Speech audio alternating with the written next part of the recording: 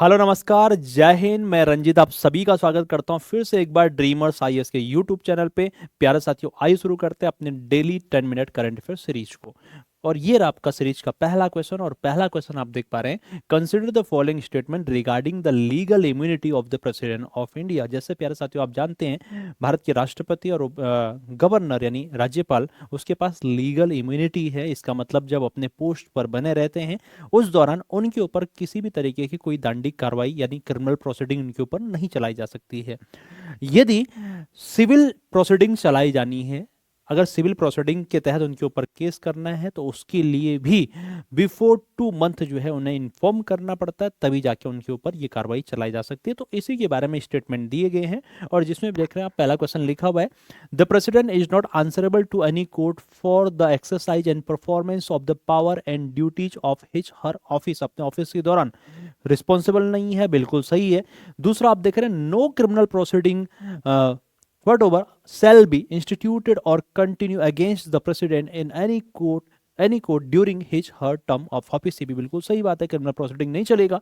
और तीसरा ऑप्शन आप देख पा रहे हैं, no civil proceeding can be instituted against the president during his her term in respect of any act done his her personal capacity even after giving notice. ये बात गलत होगी, यानी नोटिस दे के हम क्या कर सकते हैं, उनके ऊपर सिविल प्रोसीडिंग चलाया जा सकता है, लेकिन नोटिस दिया जाना कंपलसरी है। और नोटिस जो है बिफोर यानी 2 माह पूर्व उनको क्या करना पड़ता है, हमें इन्फॉर्म करना पड़ता है। तो सर इसका मतलब पहला और दूसरा ऑप्शन जो है इस क्वेश्चन का सही हो जाएगा। तो आंसर हो जाएगा इसका बी, क्वेश्चन नंबर फर्स्ट का आंसर बी। बढ़ते हैं क्वेश्चन नंबर सेकंड की तरफ। और सेकंड लिखा, which of the following is not a federal features of the Indian constitution. ठीक है, जैसे आप सभी लोग जानते हैं, भारत का जो संविधान है वो फेडरल फीचर्स को अपनाया हुआ है।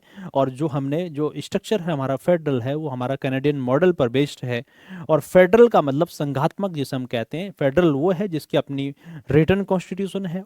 फेडरल वो देश जिसका अपना यूनियन और स्टेट्स के बीच में पावर को डिस्ट्रीब्यूट किया गया हो, शक्तियों का बंटवारा हो केंद्र और राज्यों के बीच में। और फेडरल वो संविधान या वो देश कहलाता है जहां पर केंद्र में यानी सेंट्रल लेवल पे बाइकैमरलिज्म मींस द्विसदनी विधायिका हो, जैसे हमारी लोकसभा है, राज्यसभा है। इसके अलावा उस देश में दोहरी नागरिकता यानी ड्यूअल सिटीजनशिप होनी कंपलसरी है। इसके अलावा वो देश जहां पर क्या होना चाहिए, उसका अपना जुडिशरी बिल्कुल इंडिपेंडेंट होनी चाहिए। तो ये मेन फीचर्स हैं फेडरल स्ट्रक्चर के।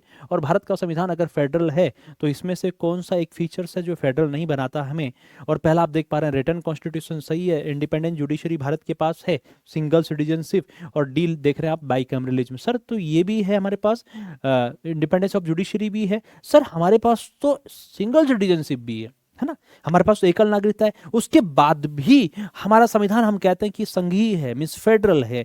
तो सर ये ऐसा फीचर्स है, ये कंपलसरी नहीं है, ये हो सकता है। ठीक है, चाहे वो आपका सिंगल हो या फिर ड्यूअल सिटीजनशिप हो सकती है। जैसे यूएस में आपने देखा कि वहां पर ड्यूअल सिटीजनशिप, और ड्यूअल सिटीजनशिप का मतलब ये होता है कि एक ही देश के 2 संविधान हैं, मतलब स्टेट्स का अलग है, सेंटर का अलग है। तो वहां के नागरिकों के नाम 2 जगह लिखे हुए, पहले स्टेट्स का संविधान में लिखा हुआ है, फिर वो देश के संविधान में लिखा हुआ है। जबकि पूरे भारत का एक ही संविधान है, जिसके चलते हमारे देश में सिंगल सिटीजनशिप है। ठीक है, तो इस क्वेश्चन के अकॉर्डिंग जो इसका आंसर होना चाहिए वो होगा बच्चों आपका सिंगल सिटीजनशिप। इस क्वेश्चन का आंसर हो जाएगा। ठीक है, बढ़ते हैं क्वेश्चन नंबर 3। और ये है, under which provisions of the Indian constitution can a governor reserve a state bill for the consideration of the president. यानी भारत का जो राज्यपाल है वो बिल को किस आर्टिकल के थ्रू प्रेसिडेंट के पास रिजर्व या प्रेसिडेंट के लिए रिजर्व रख सकता है। जैसे कि आप जानते हैं आर्टिकल नंबर 200 है प्यारा साथियों। आर्टिकल नंबर 200 में लिखा हुआ है कि राष्ट्र यानी जो गवर्नर है स्टेट का, जो राज्यपाल है, उसके पास जब स्टेट असेंबली से बिल पास होने के बाद गवर्नर के पास जाएगा, तो गवर्नर उस बिल पर नंबर फर्स्ट अपनी एसेंट देगा, मतलब साइन करेगा। नंबर सेकंड, एसेंट को होल्ड करके रखेगा, सहमति नहीं देगा। और तीसरा पॉइंट है, उस एसेंट को पुनर्विचार के लिए भेजेगा, मींस बिल को पुनर्विचार रिकंसिडरेशन के लिए भेजेगा। और चौथी पावर है, उस बिल को प्रेसिडेंट के लिए रिजर्व रख के रखेगा। आर्टिकल नंबर 200 के तहत ही 4 पावर आपने देखने को आपको मिला या फिर आप लोगों ने पढ़ा होगा। ठीक है, लेकिन सर प्रेसिडेंट जब गवर्नर किसी बिल को प्रेसिडेंट के पास लेके जाता है, रिजर्व के लिए रखता है, और प्रेसिडेंट कितने टाइम बाद उस बिल पर अपना विचार दे, अपनी असेंट दे या उस पर स्वीकृति दे, इसके बारे में रिसेंटली आप जानते हैं कि लगातार पिछले 2-3 साल से ये मामला कोर्ट में, और ये मामला डेली आपको न्यूज़पेपर में आपने सुनने को मिला होगा आपको, यानी दो आर्टिकल आपके बीच में बड़ा, दोनों आर्टिकल के बीच में, ये आर्टिकल नंबर 200 और आर्टिकल नंबर 201, ये दो आर्टिकल बार बार आपको पढ़ने को मिले होंगे। तो 200 के तहत तो हम क्या कर सकते हैं, प्रेसिडेंट के पास रिजर्व करके रखते हैं, और 201 के तहत जो है प्रेसिडेंट इस पे अपनी प्रोसेस देखता है आगे की क्या करना चाहिए इस बिल पर, ठीक है। और इसी को ध्यान में रखते हुए कुछ महीने पहले आपने देखा कि सुप्रीम कोर्ट ने उसका एक टाइम लिमिट यानी टाइम लिमिटेशन कर दी थी कि प्रेसिडेंट उस बिल को कितने टाइम तक अपने पास रख सकता है। और ऐसा इसलिए क्योंकि आप जानते हैं कि केरला में लगातार वहां की सरकार उस राज्य के लिए नए रूल बनाते जा रही है, और रूल बनाने के लिए आप जानते हैं असेंबली से पास होने के पास फाइनली जो है उसको एक्ट बनाने के लिए, रूल बनने के लिए गवर्नर के साइन होने कंपलसरी है स्टेट में। लेकिन गवर्नर साहब उस बिल पर अपने असेंट देने के बजाय डायरेक्टली उस बिल को यानी प्रेसिडेंट के पास रिजर्व के लिए रख रहे हैं, जिसके चलते जो है गवर्नमेंट डायरेक्टली सुप्रीम कोर्ट में गई, और सुप्रीम कोर्ट ने उसके बाद उनकी टाइम एक लिमिट जो है डिसाइड कर दी थी, ठीक है। तो इस क्वेश्चन का क्वेश्चन हो जाएगा आर्टिकल नंबर, आंसर हो जाएगा इसका बी, यानी आर्टिकल नंबर 200 के थ्रू गवर्नर ऐसा कर सकता है। नेक्स्ट है बिहार में इलेक्शन। जैसा आप सभी लोग जानते हैं बिहार में इलेक्शन हुए, और यहाँ पर कुछ अलग चीज आपको देखने को मिली, कुछ एक नई चीज देखने को मिली, ठीक है। हालांकि ऐसा हो सकता है बट देखने को हमें सामने सामने मिल रही है। जो उपेंद्र कुशवाहा जी हैं उन्होंने अपने बेटे को क्या बना दिया, यहाँ पर मिनिस्टर बना दिया। और जबकि आप जानते हैं कि मिनिस्टर बनने के लिए कंपलसरी है कि वो किसी असेंबली का मेंबर होना जरूरी है, स्टेट में और सेंटर में पार्लियामेंट के दोनों हाउस में से किसी भी हाउस का मेंबर बनना कंपलसरी है। लेकिन सर क्या बिना मेंबर के भी हम क्या मिनिस्टर बन सकते हैं कोई व्यक्ति? आंसर है यस, बन सकते हैं, लेकिन उसकी कंडीशन ये है कि जिस दिन मिनिस्टर बना तब से अगले 6 मंथ तक उसको कंपलसरी है कि हाउस का मेंबर बनना पड़ेगा, और हाउस के मेंबर बनने के लिए उसे इलेक्शन जीतना पड़ेगा। तो सर उसका टाइम पूछा हुआ है, तो टाइम लिमिट कितनी होती है? 6 मंथ इसकी टाइम लिमिट होती है। बढ़ते हैं क्वेश्चन नंबर 5। और जैसे कि आप जानते हैं जो फॉरेंसिक जांच हो चुकी है दिल्ली में, जो रेड फोर्ट पे जो ब्लास्ट हुआ था, उसमें जो है किस केमिकल्स का यूज किया गया था उसको लेकर के ये क्वेश्चन है। तो ये पहले भी क्वेश्चन आया, लेकिन लगातार आप देख रहे हैं न्यूज़पेपर में आ रहा है फॉरेंसिक जांच के बाद। तो इसका आंसर हो जाएगा अमोनियम नाइट्रेट का यूज किया गया, और ट्राइएसीटोन ट्राइपेराक्साइड का भी यूज किया गया, TATP जो है इनका यूज किया गया दिल्ली रेड फोर्ट ब्लास्ट में, ठीक है। बढ़ते हैं क्वेश्चन नंबर 6। और क्वेश्चन नंबर 6 है from which country is the recent batch of cheetah being brought to India under Project Cheetah as of December 2025।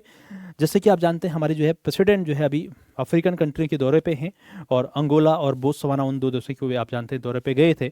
और यहीं पे जो है लास्ट टाइम पे भी हम नामीबिया से भारत में चीता आए थे, जो MP के कुनो नेशनल पार्क में रखे गए थे, और अभी जो है इससे और बोत्सवाना के साथ हमारे डील हुई कि वहां से भी चीता भारत आएंगे। तो इस क्वेश्चन का आंसर हो जाएगा बोत्सवाना, ठीक है।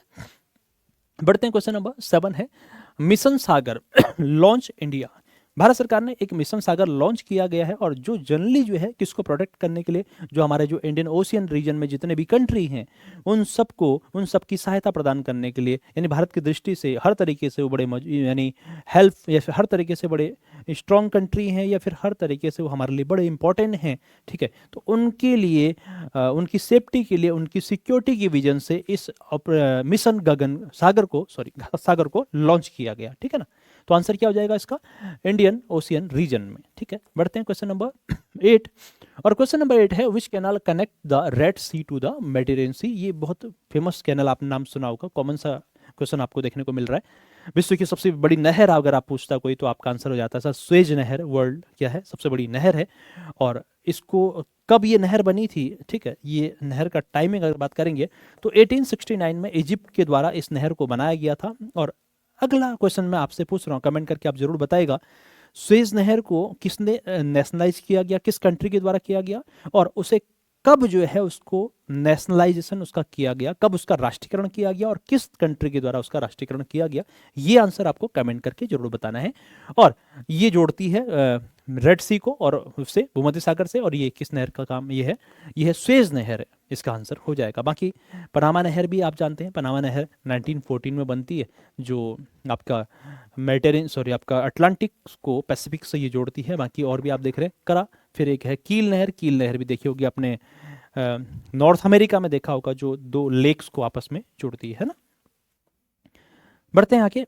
क्वेश्चन नंबर नेक्स्ट है, क्वेश्चन नंबर 9 है, recently the supreme court of India prescribe a time limit on the president's actions under article number 201, which of the following is correctly describe that time limit and its implication। ठीक है, जैसे हम पहले question में हम बात कर रहे थे, तो सुप्रीम कोर्ट ने फिलहाल अभी 3-4 महीने पहले की न्यूज है, सुप्रीम कोर्ट ने क्या किया था कि गवर्नर साहब जो है लगातार बिल को रिजर्व रख रहे हैं प्रेसिडेंट के पास, और प्रेसिडेंट उस बिल पर अपना कोई असेंट नहीं दे रहे हैं।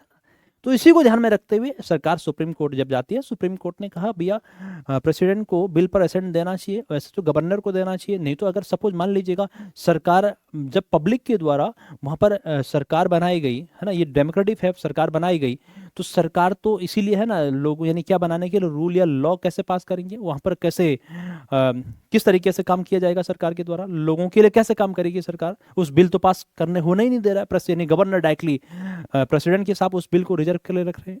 तो इसी को ध्यान में रखते हुए सुप्रीम कोर्ट जब मामला गया, तो सुप्रीम कोर्ट ने प्रेसिडेंट की टाइम लिमिट डिसाइड कर दी। भैया आप किसी बिल को जब गवर्नर से आपके पास आता है, तो भैया उसका जो मैक्सिमम टाइम लिमिट है वो 3 मंथ से ज़्यादा ना हो, 3 महीने से ज़्यादा नहीं होना चाहिए। यदि उससे ज़्यादा है तो भैया आपको क्या करना पड़ेगा, रिटर्न नोटिस आपको देना पड़ा कि क्या वजह थी जिसके चलते बिल को 3 महीने से ऊपर तक आपने अपने पास होल्ड करके रखा। ठीक है, और ये रहा आज की सीरीज का लास्ट क्वेश्चन। और क्वेश्चन है, अभी एक अवार्ड है और बड़ा फेमस ये अवार्ड आप जानते हैं, ये रिसेंटली आपको किसी न किसी एग्जाम में जरूर मिलेगा ये क्वेश्चन आपको।